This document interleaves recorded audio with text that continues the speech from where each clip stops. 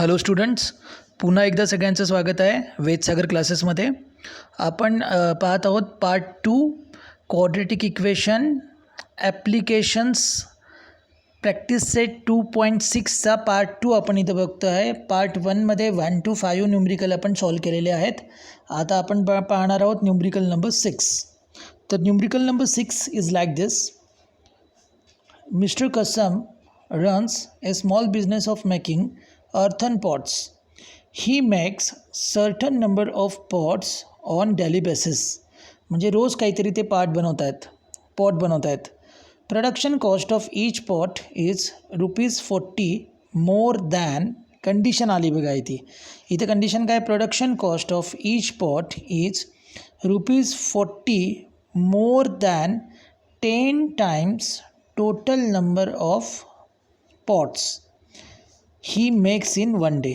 एका दिवसात तो जितके पॉट बनवतो त्याला मल्टिप्लाय बाय 10 केलं आणि प्लस 40 केलं तर ईच पॉटची प्रोडक्शन कॉस्ट येते. I will repeat it again, listen carefully.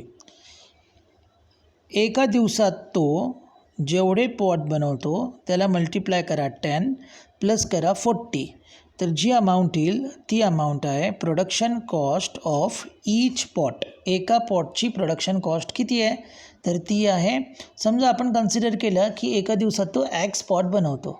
X काय बनवतो, पॉट्स बनवतो. तर 10 × x + 40 ही आली ईच पॉटची कॉस्ट. ठीक. If production cost of all pots per day is 600, find production cost of one pot and number of the pots he makes per day. जर एका दिवसामध्ये जेवढे काही तो पॉट बनवतो ते आहेत 600. किती आहेत ते 600. तर त्याची कॉस्ट आहे 600. एका दिवसात तो जेवढे पॉट्स बनवतो त्या सगळ्यांची कॉस्ट आहे ₹600. तर त्यांनी आपल्याला विचारलेलं आहे की एका पॉटची किंमत काय आणि पर डे तो किती पॉट्स बनवतो. Okay. The solution is, let us consider the कसम max x number of the pots on daily basis. तो रोज एक्स पॉट बनवतो. त्याच्यानंतर production cost of each pot according to condition. एका पॉटची किती आहे 10x + 40, बरोबर, according to the given condition. आता बघा, जर तो दिवसाला किती पॉट बनवतो आहे एक्स आणि एका पॉटची किंमत किती आहे 10x + 40, तर ती दिलेली आपल्याला 600. एका दिवसात जेवढे पॉट बनवतो त्याची कॉस्ट किती आहे, टोटल कॉस्ट 600. तर x × 10x प्लस, समजतंय का, x × 10x + 40 = 600. एक्स काय, एका दिवसाला जितके पॉट बनवतो ते एक्स आहेत आणि एका पॉटची किंमत किती आहे 10x + 40, तर x × मल्टिप्लाय बाय 10x + 40 केलं तर काय येईल 600. Is that clear. तर याला सॉल्व करा. x × 10x 10x² + 40, x × 40 40x = 600. 600 या साईडला नेलं नेगेटिव्ह 600 होईल. 10x² + 40x - 600 याला 10ने डिवाइड केलं येईल x² + 4x - 60. ओके. तर मल्टिप्लिकेशन आहे -60 आणि सम आहे +4, तर येईल ह्या 10 + 10 × -6. हा मिडल टर्म स्प्लिट होईल. तर 4xचं स्प्लिट कसं होणार, +10x - 6x = 4x. तर मिडल टर्म स्प्लिट केली आपण, x² + 10x - 6x -60 = 0. पहिल्या याच्यातून x कॉमन काढला, x + 10 राहिला. दुसऱ्यामधून काय -6 कॉमन काढला, x + 10 राहिला इथं. तर या दोघांमध्ये x + 10 कॉमन आहे, x + 10 कॉमन काढला. या साईडमध्ये राहिला x आणि या साईडमध्ये राहिला -6. तर दुसऱ्या ब्रॅकेटमध्ये आला x - 6. युजिंग प्रॉपर्टी x + 10 = 0 आणि x - 6 = 0. तर x = -10 और x आला 6. आता नंबर ऑफ पॉट कधी निगेटिव्ह बनतात का, नाही, तर ते बनतात positive. Therefore x = 6. Production cost, x म्हणजे काय की एका दिवसामध्ये किती पॉट तयार करतो, that is the x. Okay. Number of the pots made per day on daily basis it is x, that is 6. Okay. एक तर ॲन्सर आलं तुमचं. सेकंड ॲन्सर बघा, production cost of each pot काय 10x + 40. तर 10 × 6 किती आलं तुमचं 60 + 40, तर आलं 100. तर एका पॉटची किंमत किती आहे 100. Therefore production cost of one pot is ₹100 and number of pot mister Kasam makes per day is 6. इथे तुम्ही कंडिशन नुसार बघू शकता 100 × 6 इज 600. रीचेक करा बघा इथे दिलं आहे ना production cost of all pots per day is 600. तर एकाची 100 आहे × 6 600. According to that our checking will also done. Checking has been also done. Yes ना चेकिंग पण झाली आपली रीचेक पण आपण केलं. नाऊ नंबर 7 क्वेश्चन नंबर 7 वरती आपण मूव्ह करूयात आता. क्वेश्चन नंबर 7 काय आहे व्हेरी इम्पॉर्टंट क्वेश्चन आहे समजून घ्या. प्रतीक takes 8 hours travel 36 kilometer downstream and return to the same spot. The speed of boat in still water is 12 km/h. Find the speed of water current. असं numerical linear equation in 2 व्हेरिएबलमध्ये पण आपलं झालं होतं. आता इथं क्वाड्रेटिक इक्वेशनमध्ये पण आहे. तर तुम्हाला डाऊनस्ट्रीम म्हणजे काय हे माहीत पाहिजे आणि अपस्ट्रीम म्हणजे काय हे माहीत पाहिजे. इथं रिटर्नला असणार अपस्ट्रीम आणि जाताना असणार वन साईड असणार डाऊनस्ट्रीम. तर 8 hourमध्ये त्यांनी ट्रॅव्हलिंग केलेलं आहे 36 किलोमीटर डाऊनस्ट्रीम बरोबर आणि त्याच्यानंतर परत 36 किलोमीटर अपस्ट्रीम. हे 8 hourमध्ये केलेलं आहे. बघा Prateek travels 8 kilometre Prateek takes 8 hours to travel 36 kilometre downstream बरोबर and return to the same spot. आणि परत आला म्हणजे 36 किलोमीटर तो गेला आणि परत आला लाईक दिस. पण तो कशात ट्रॅव्हल करतो आहे बोटमध्ये. स्टील वॉटर म्हणजे जे पाणी वाहत नाही जे पाणी संथ आहे तिथंच आहे वाहत नाही बिलकुल वाहत नाही जागेवरच आहे त्याला म्हणतो आपण स्टील वॉटर. तर स्टील वॉटरमध्ये त्या बोटचं स्पीड आहे 12 km/h. आता जर तुम्ही कन्सिडर केलं फॉर एक्झाम्पल बघा इथं ही समजा तुमची हे तुमचं वॉटर आहे आणि ही बोट आहे ओके. तर बोटचा स्पीड या डायरेक्शननी असेल आणि पाण्याचा स्पीड पण या डायरेक्शननी असेल. दोघांचे स्पीड असे असतील तर याला काय म्हणतो आपण डाऊनस्ट्रीम म्हणतो. पाण्याचं काहीतरी स्पीड आहे वॉटरचा जो स्पीड आहे तो या दोघांची जे स्पीड आहे तर याला काय म्हणतो आपण डाऊनस्ट्रीम. बट अपस्ट्रीम कशाला म्हणतो जर वॉटरचा जो स्पीड आहे तो इकडच्या डायरेक्शननी आहे आणि तुमचा कशाचा स्पीड बोटचं जे काही डायरेक्शन आहे ती या डायरेक्शननी आहे तर या कंडिशनला म्हणतो आपण कुठली कंडिशन अपस्ट्रीम म्हणजे opposite to flow of water. Boat is moving opposite to flow of water त्याला काय म्हणतो आपण अपस्ट्रीम. तर नक्की अपस्ट्रीममध्ये स्पीड कमी असणार आहे कारण त्याला अपोजिट डायरेक्शनला जायचं आहे आणि डाऊनस्ट्रीममध्ये वॉटरचा स्पीड जो आहे तो काय होणार आहे ॲड होणार आहे बोटच्या स्पीडमध्ये. तर बोटचा स्टील वॉटरमध्ये स्पीड दिलेला आहे आपल्याला 12. तर बघा इथे कंडिशनमध्ये तुम्हाला दिलेलं आहे की आपण पकडणार वॉटर करंटचा जो स्पीड आहे तो पकडणार आपण x येस ना तो आपण किती पकडणार आहे x पकडणार. तर या कंडिशनमध्ये तुम्हाला माहिती आहे बोटचा जो स्पीड आहे तो 12 km/h आहे स्टील वॉटरमध्ये. आता या कंडिशनला अपस्ट्रीम कंडिशनला स्पीड असणार 12 - x का कारण अपोजिट डायरेक्शनला मूव करते बोट म्हणून त्याचा स्पीड होणार कमी. तर कितीने कमी होणार तर जेवढा फ्लो ऑफ वॉटर आहे तेवढाने कमी होणार बरोबर ना.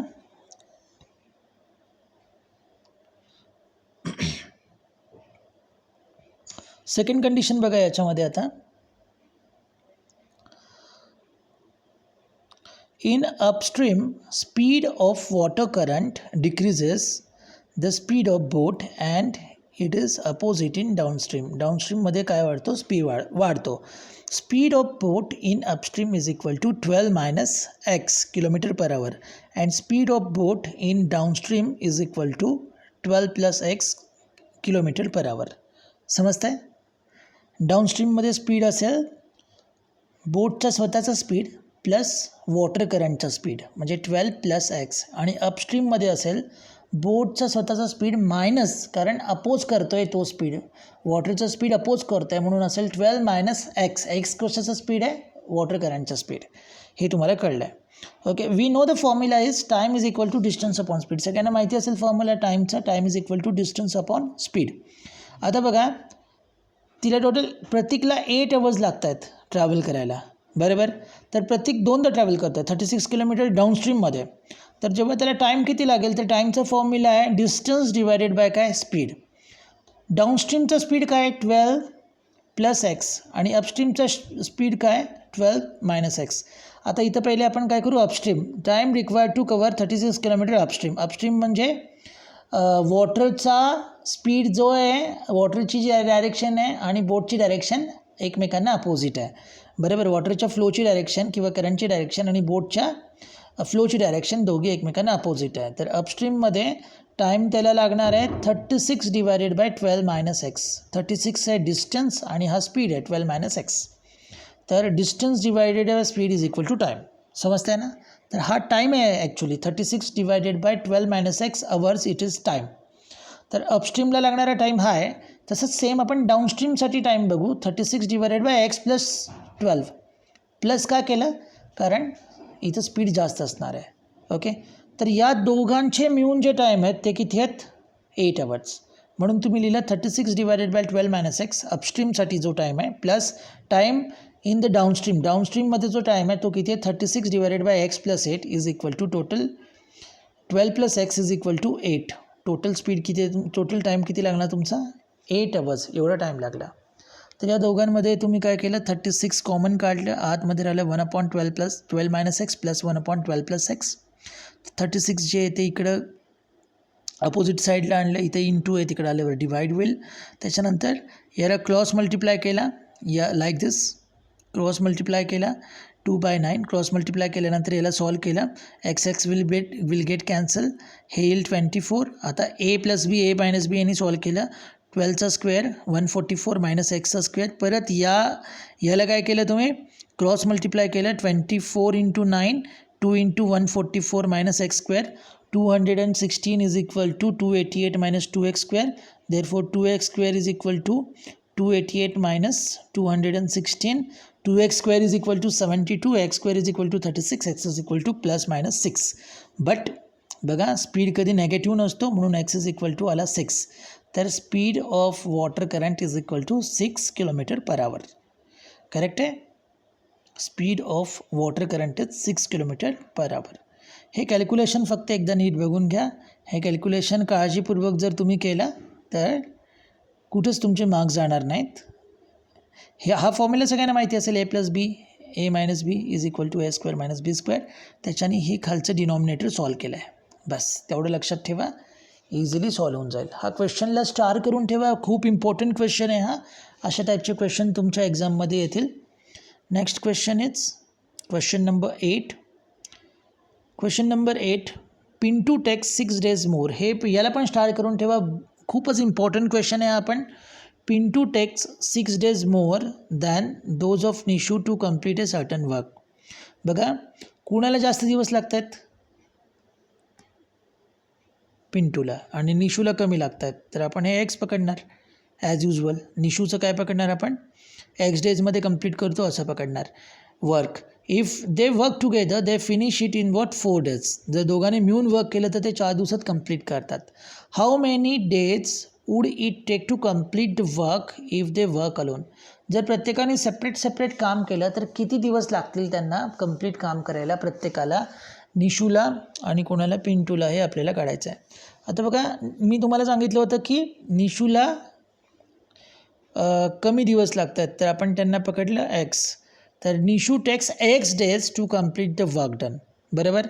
एक्स डेजमध्ये तो वर्क कंप्लीट करतो आहे. तर तो पर डे किती काम करतो आहे? Total work done bye Nishu in 1 day. एका दिवसात तो किती काम करतो आहे? 1/x. R you getting that? 1/x एवढं तो रोज काम करतो आहे. पिंटू टेक्स 6 days मोर, म्हणून तो काय करतो? X plus 6. एक्स कुणाला लागत आहेत? निशूला. तर पिंटूला किती लागतील?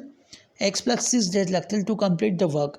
मग 1 day तो किती काम करेल? 1/x प्लस 6 काम करेल, बरोबर.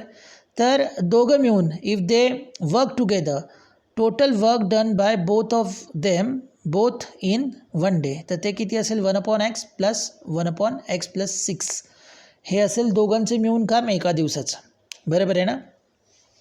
पण आपल्याला आता इथे कंडिशन दिली आहे की ते दोघं मिळून if they work together they finishes it in the 4 days, तर ते पर डे किती काम करतात 1/4, 4 दिवसात कंप्लीट काम करतात, 4 daysमध्ये कंप्लीट काम करतात, ते कंप्लीट वर्क करतात. Then total work done by both in one day it is equal to 1/4. पण इथं तर आपण आता जस्ट काढलं total work done by both in one day is equal to 1/x plus 1/x plus 6 and it is 1/4. तर या कंडिशननुसार 1/x plus 1/x plus 6 is equal to 1/4. तर याच्यानुसार क्रॉस मल्टिप्लिकेशन केलं. हे बघा इथे एक्स प्लस 6 इकडे गेला, एक्स इकडे गेला आणि खाली आला x इंटू एक्स प्लस 6. तर क्रॉस मल्टिप्लाय केला is 2x plus 6 divided by x into x plus 6 is equal to 1/4. Then again it is cross multiplied, 4 इकडं आला आणि 1 इंटू एक्स प्लस 6 इकडं आला. ह्यांना तुम्ही सॉल्व केलं, हे आलं तुमचं x² minus 2x minus 24, multiplication minus 24 आणि सम आहे किती तुमचा -2, इट इज -6 प्लस 4. हे झालं मिडल टर्म स्प्लिट, -2xला स्प्लिट केलं, हे झालं x² minus 6x plus 4x minus 24. x common काढला, x minus 6 plus 4 into x minus 6 is equal to 0. x minus 6 into x plus 4 is equal to 0 by using the property. Then x minus 6 is equal to 0, x plus 4 is equal to 0, x is equal to 6, x minus 4, तर x is equal to -4. But number of the days cannot be negative, x आहे number of the days, तर ते negative नसतात, तर x is equal to 6 is the answer. Okay, and it is what x is equal to 6 means what, it is days, x is equal to days within what Nishu takes complete work. Therefore x is equal to 6 is the days to perform the Nishu to complete the work, and x plus 6 means 6 plus 6 12. It is number of days required Pintu to complete the work. बराबर है ना. Number of days taken by Nishu and Pintu to complete the work alone is 6 days and 12 days respectively. Is that clear? This is the question number 8, and in the question number 8 this condition only is very important. Per day work काढा. बघा परत repeat करतो, per day work काढा. निशूचा पूर्ण complete करायला x days लागत आहेत, तर पर डे किती लागणार 1/x. तसंच पिंटूला कंप्लीट वर्क करायला x प्लस 6 डे लागत आहेत, तर पर डे वर्क तिथे 1/x प्लस 6. तर 1 डेचा वर्क दोघांचा मिळून आहे 1/x plus 1/x plus 6. But according to condition 4 डेजमध्ये ते वर्क कंप्लीट करतात, म्हणजे दोघं मिळून 1 डे किती वर्क करतात 1/4. तर या दोघांना मॅच केलं, याला आणि याला दोघांना मॅच केलं तर याला 1/x plus 1/x plus 6 is equal to 1/4. Then this is our simple calculations. After calculation we will get x is equal to 6 means number of days required to Nishu to complete the work, and 6 plus 6 12, it is number of days required for Pintu to complete the work. Next question number 9. If 460 is divided by a natural number, quotient is 6 more than 5 times the divisor and remainder is 1. Find the quotient and divisor. I repeat it again. Suppose one number is given that 460 is a dividend.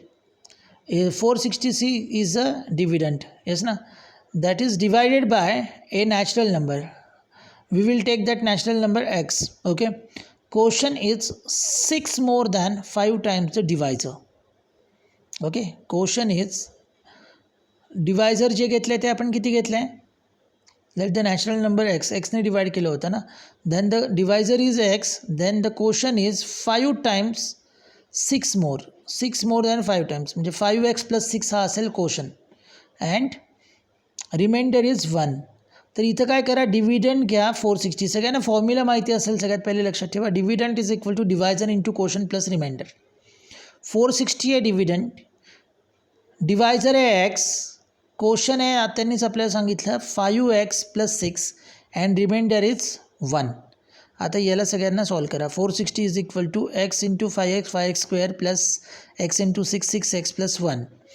तर 5x square plus 6 plus 1 6x plus 1 minus 460 it is equal to 5x square minus 6x minus 459 is equal to 0. तर याला middle term split करायला याला तुम्हाला काय करावं लागेल, याचे फॅक्टर पाडायला लागतील. तर याचे फॅक्टर्स आहेत 459चे फॅक्टर पाडून तुम्ही करू शकता याला. It is what 51 into 45 51 into 45. तर इट इज वॉट 4 याच्यामध्ये तुम्हाला बघा 459 इंटू 5 करावे लागतील, बरोबर आहे. 5 इंटू 459 त्याचे फॅक्टर पाडायचे आहेत तुम्हाला. 5 इंटू 449. तर या दोघांची सम आला पाहिजे किती 6. तर इथं फॅक्टर पाडून दाखवलेले आहेत बघा. 5 into minus 459 is equal to 5 into minus 9 into 51. हे फॅक्टर इकडच्या साईडला पाडून दाखवलेले आहेत. -45 प्लस 51.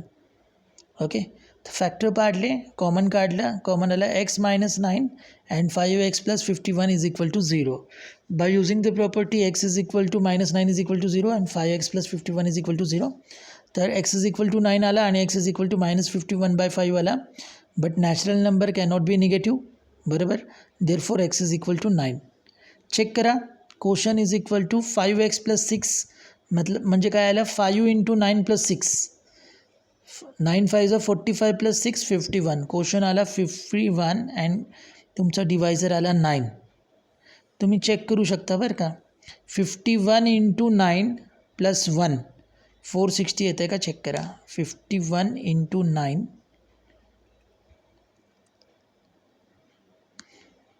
51 इंटू 9 येईल 459 प्लस 1 येईल 460. समजतं आहे ना. तर इट इज करेक्ट, कारण divisor into quotient plus 1 is equal to 460 आला पाहिजे. तर आपला आन्सर करेक्ट आहे. Next question. फक्त हा जर क्वेश्चन होता क्वेश्चन नंबर 9 फक्त एका फॉर्म्युल्यावर डिपेंड होता. Dividend is equal to divisor into quotient plus reminder याच्यावर डिपेंड होता. तर जो नॅचरल नंबरने याला डिवाईड होतो तो असतो डिवायझर. त्याला आपण घेतला x आणि ही कंडिशन काय, quotient is 5 times divisor 5x plus 6 more than 5 times divisor. ह्याच्याने आपण सॉल्व केला. Next question, question number 10. Question number 10. In the given figure, quadrilateral ABCD is the trapezium. AB is parallel to CD. AB is parallel to CD. है CD है. And its area is 33 centimeter square. From the information given in the figure, find the length of all sides of quadrilateral ABCD. Fill in the empty boxes to get the solution. बुकमध्ये empty boxes आहेत, ते बॉक्सेसमध्ये आपल्याला solution लिहायचं आहे. तर ही figure आहे. ट्रॅपिडियमचा एरियाचा formula येत असेल तर हा न्यूमरिकल सॉल्व होऊन जाईल. Okay, the solution is in the quadrilateral ABCD is a trapezium. AB is parallel to CD. The area of the trapezium is equal to half into sum of parallel sides into height. Here the height is AM. Okay, and the parallel sides are what? AB is x. Then this is CD is 2x plus 1. Okay, ABCD and AM is equal to what? Height. Therefore, area of the trapezium ABCD is equal to half into AB plus CD, because these are the parallel sides, sum of the parallel side into height AM. Okay, therefore 33 is equal to half into x is AB and CD किती है 2x plus 1 है, x plus 2x plus 1 into height is x minus 4. Therefore this 2 will get there. It is 33 into 2 66. 3x plus 1 x plus 2x 3x plus 1 into x minus 4. तर हे दोन ब्रॅकेटचं multiplication करा तर येईल 66 equal to 3x square minus 12x plus x minus 4. It is 3x square minus 11x minus 70 is equal to 0. Okay, तर multiplication आहे -210 हे कळतं आहे ना. 7a इंटू सी बघा मल्टिप्लिकेशन 7 -70 इंटू 3 -210 हे बघा 70 into 3 into 70 and minus 70 is -210 and sum will be minus 11. It is minus 21x plus 10x. It is what? Middle term split. minus 11x चा मिडल टर्म स्प्लिट केला minus 21x plus 10x. तर पहिल्या ब्रॅकेटमध्ये 3x common काढला, x minus 7 plus 10 common काढला, x minus 7. तर x minus 7 दोन्ही साईडला आहे, तर x minus 7 कॉमन काढला, आत राहिला 3x plus 10. तर using property 3x plus 10 is equal to 0 और x minus 7 is equal to 0, x is equal to minus 10 by 3 और x is equal to 7. But length is never negative, therefore x is not equal to minus 10 by 3. हे आपण accept केलं नाही, therefore x is equal to 7. A B किती आहे? A B तुमची एक side आहे, ए बी साईड किती आली? therefore 7. सी डी आली 2x plus 1, 2 into 7, 14 plus 1, 15. And last है AD is equal to BC. AD is equal to BC. It is x minus 2. 7 minus 2 is equal to 5 centimeter. These are the answer. Okay, सगळ्यांना कळालं असेल हा question. फक्त एका फॉर्म्युल्यावरती depend होता. The formula is area of the trapezium. हा सगळ्यांनी पाठ करा. Half into sum of parallel sides into height. Half into sum of parallel sides into height. Okay, तुमचे सगळेचे सगळे क्वेश्चन झाले 10 to 10. थँक्यू.